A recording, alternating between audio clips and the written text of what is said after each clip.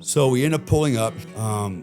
We jump out of the vehicles and it's game on. Shooting starts right away. My job is to run across the street and basically blow up the door and the office. It's a very small office, not very big. Abraham and Isaac were supposed to follow me across the street and pull security for me. Abraham just takes off and starts running down the street the other way. Like, where the hell is he going? I'm at the door and Isaac never left the vehicle, right? He stood behind the door just shooting. And he's supposed to be here with me. So I'm alone at the breach point and we had a hard time tracking him down.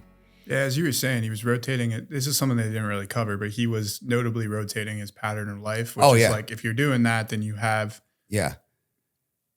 You can pick most politicians are not that stringent on rotating their pattern of life like that, which means there's some type of... Yeah, he was using countermeasures to make sure he doesn't get hit. And probably a good reason. I mean, it is Yemen. Oh my God, man, it was a war-torn country.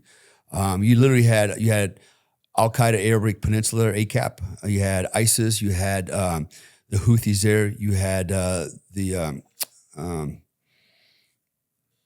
resistance there. You had and the Muslim Brotherhood there, right? So the Yemenis, the resistance, they were actually the good guys, but they're getting their ass handed to them.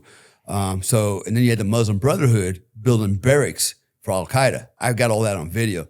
Right, so you saw the BBC thing, the Muslim Brotherhood, they're good guys. No, they're not. They're financing Al-Qaeda, okay? And they're financing this other guy, right? So, don't tell me the Muslim Brotherhood, they're nice. The discussion we were having was BBC was trying to frame it as just a big picture item while you're highlighting there's so many of these direct connection and outlets that were and still are currently classified as terrorist organizations. If you look at their history, they go back to 1926 or something like that, right? That's when they actually started. Back in the 50s is when they were really radical, sniping people, killing people, assassinating people. Then they tried that BS in Egypt. This is why Egypt considers them a terrorist organization. Jordan, many countries actually consider it a terrorist organization, including just themselves, Europe, right? And so... I've got firsthand knowledge. I've seen what they're doing, what they're financing, and those types of things. So Al-Islam political party is kind of like the political face of the company, the organization. Al-Qaeda was their action arm, and there was a lot of Al-Qaeda there, and of course we had ISIS there. They were kind of not really related. ISIS had their own thing going on, and of course the Houthis, Iranian-backed rebels that were fighting with the Saudis. But anyways. So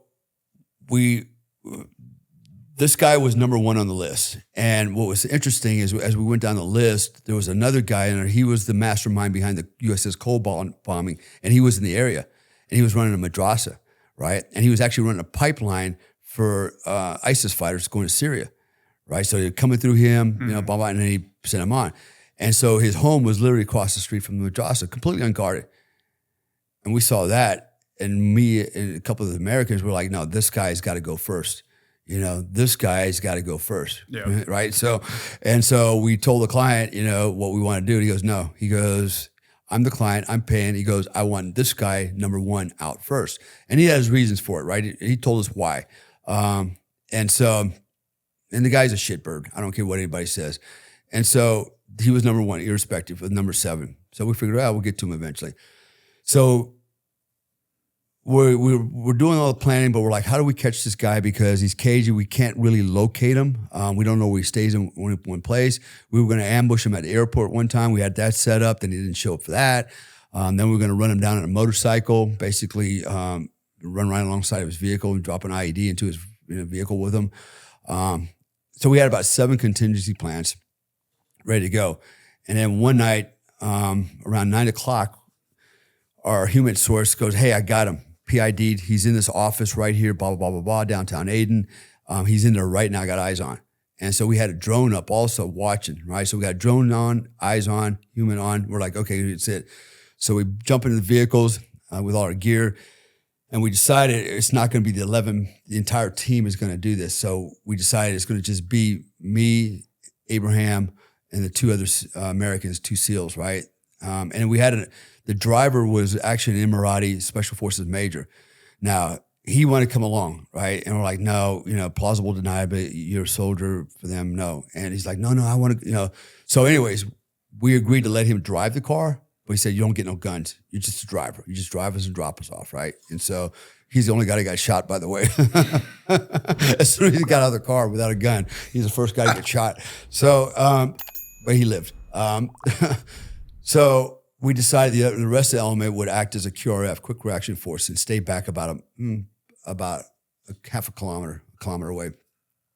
So we go rolling in, really dark, dingy night, no lights, but people sitting on the corners and stoops drinking, chai and smoking, and Al-Qaeda everywhere, man. And you couldn't drive very fast, like 3 to 5 miles an hour. I remember one time we kind of got stopped, and I got literally Al-Qaeda trying to look into the tinted windows, and he's doing this, and it was upper armored level 7 Land Cruiser.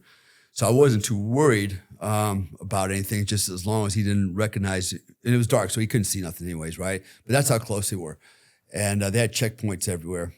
And so we continue on down the road. Now, we had an MRAP to our front about 100 yards, an MRAP to our rear 100 yards, but they're not part of the operation, right? Because the Emiratis didn't want actively participate. They want plausible deniability.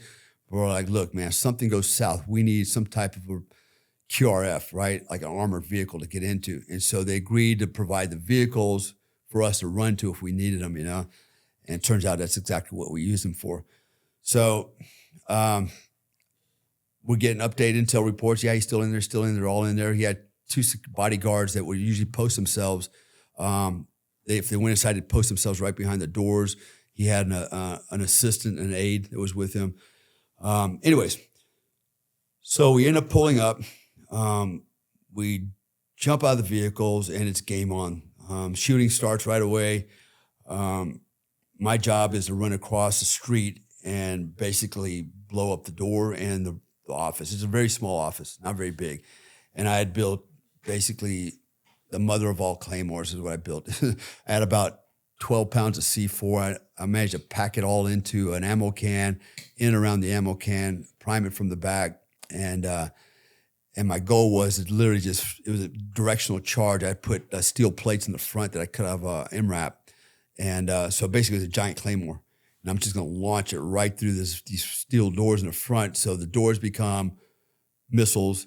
This is going to be bad, right? Mm-hmm. This is going to be a big explosion. Nothing's going to survive that. And so I run across the street, firefights on. This was some weird stuff started happening. So Abraham and Isaac were supposed to follow me across the street and pull security for me. And Abraham just takes off and starts running down the street the other way. Like, where the hell is he going? Run down the street shooting people. Like, okay. And I'm at the door, and Isaac never left the vehicle, right? He stood behind the door just shooting. And he's supposed to be here with me. So I'm alone at the breach point, right? So that was a little nerve-wracking because I'm like, I got my weapon slung to my side. I got my hands full trying to put the charge up. I actually was trying to open the doors. I'm going to open the doors, I had a couple of French hand grenades, throw those in there, and then come in shooting. But they had locked the door, right? So the door was locked from the inside, not from the outside. So they said that he wasn't there. He may have left 10 minutes earlier, according to him, but there were still people inside there. And the reason I know that because his aide got on, was on the news the next day, all wrapped up in bandages and stuff, going, ha, ha, ha, ha, you didn't get him, right? And so, but, he got it. And so I'm pretty sure his guards probably got vaporized too. But so I couldn't get in, so I said, well, I'll just blow the door like I planned, just launch this whole thing in. And so that's what I did. So I had 20-second fuse igniter on it. So I had 20 seconds for that to go off. And then I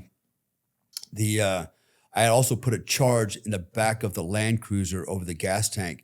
And what I wanted to do is destroy that vehicle that we came in with. Brand new $300,000, $400,000 Land Cruiser, up armored level 7.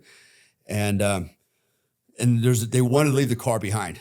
I wasn't quite sure why we wanted to leave the car behind, but they wanted to leave the car behind, and probably for plausible deniability, which actually kind of worked because everybody thinks it was a car bomb. It wasn't a car bomb. The explosion was me destroying the vehicle so they couldn't have it.